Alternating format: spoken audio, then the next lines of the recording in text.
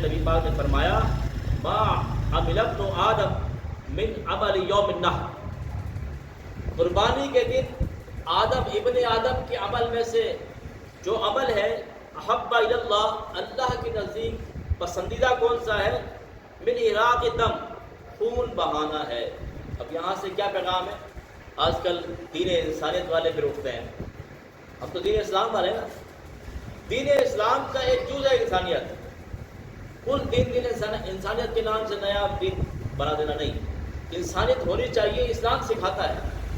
اب انسانیت کے نام پر آ جاتا ہے بھئی یہ کتنے سارے جانور ذبح کر رہے ہو، بھئی یہ تکلیف ہو رہی ہے، فلاں ہو رہا ہے، نہیں، آپ نہیں کہنا اللہ کا حکم ہے۔ قرآن نہیں پڑھتے اسے یہی کہنا، قرآن نہیں پڑھتے۔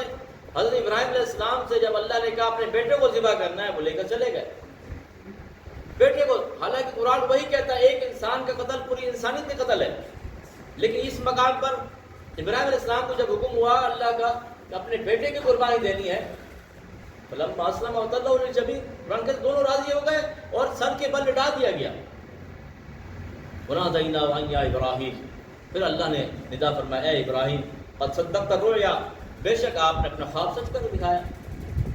تو تیار ہو گئے دونوں، بالکل تیار ہو کر آپ لوگ پہنچ گئے قربان گاہ پر، جہاں پر مینا کے مقام پر آج حجاج جمع ہو کر قربانی دیتے ہیں اور ابراہیم علیہ السلام کی سنت پر عمل کرتے ہیں۔ تو ہم نے قرآن کو دیکھنا ہے، حدیث کو دیکھنا ہے۔ تو یہاں سے یہ پیغام لے کر جائیے کہ اس دن سب سے زیادہ، قربانی کے دن خون بہانا، جانوروں کا جو خون بہایا جاتا ہے، یہ سب سے زیادہ پسندیدہ عمل ہے اللہ کی بارگاہ میں۔ وَإِنَّهُ لَيَأْتِي يَوْمَ الْقِيَامَةِ، اب یہ بتایا کہ یہ جو جانور ہیں کس طرح قیامت کے دن تمہارے پاس آئے ہیں، بِقُرُونِهَا، ٹھیک ہے، یہ جانور جو ہیں اپنے سینگوں کے ساتھ آئیں گے، وہ اشعارها، اپنے بالوں کے ساتھ آئیں گے، وہ ازلافها، اپنی کھروں کے ساتھ آئیں گے۔ جس جانوروں کو ہم ذبح کرتے ہیں قیامت کے دن ہمارے لیے کس طرح آئیں گے؟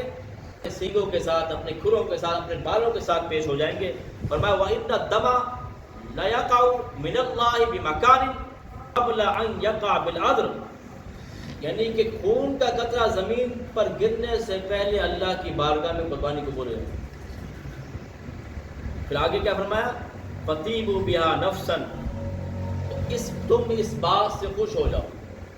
یہ حدیث پاک ہے ابن ماجہ میں۔